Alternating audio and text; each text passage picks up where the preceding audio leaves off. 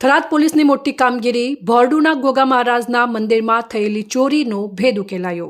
થરાદ પોલીસને એક મહત્વપૂર્ણ સફળતા મળી છે।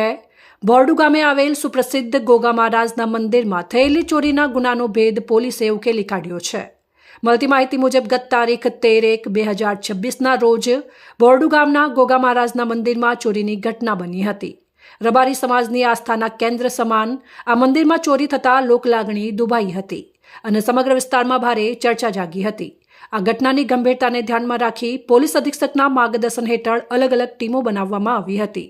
થરાદ પીઆઈ એટી પટેલના માર્ગદર્શન હેઠળ પોલીસે ટેકનિકલ સર્વેલન્સ અને બાતમીદારોની મદદથી સઘન તપાસ હાથ ધરી હતી। તપાસ દરમિયાન મળેલી સચોટ બાતમીના આધારે પોલીસે રાજસ્થાનના પિંડવાડા વિસ્તારના 3 આરોપીઓની અટકાયત કરી છે। પકડાયેલા આરોપીઓના નામ સેરારામ રણસારામ ગમેતી, રાજારામ ઉર્ફે રાજુ લાડુરામ ગમેતી અને ભરમારામ સોપરામ ગમેતી હોવાનું જાણવા મળ્યું છે।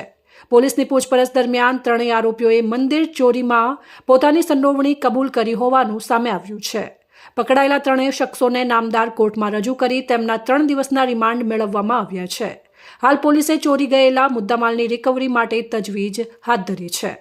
આ ગુનામાં અન્ય કોઈ શખ્સોની સંડોવણી છે કે નહીં તે દિશામાં પણ પોલીસે ઊંડાણપૂર્વક તપાસ શરૂ કરી છે। વધુ અપડેટ માટે ફોલો અને સબસ્ક્રાઇબ કરો સેન્ટ્રલ ભારત ન્યૂઝ ચેનલને। ધન્યવાદ।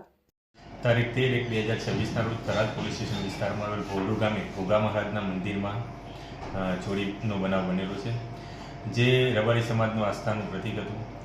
જેથી મહેરબાન પોલીસ અધિક્ષક સાહેબ શ્રી ચિંતન તેરૈયા નાઓએ અલગ અલગ ટીમોની નિયુક્તિ કરવામાં આવેલી, જે અનુસંધાને ટેકનિકલ અને હ્યુમન સોર્સિસ આધારે પિંડવાડાના 3 આરોપીઓની અટકાયત કરવામાં આવેલી છે।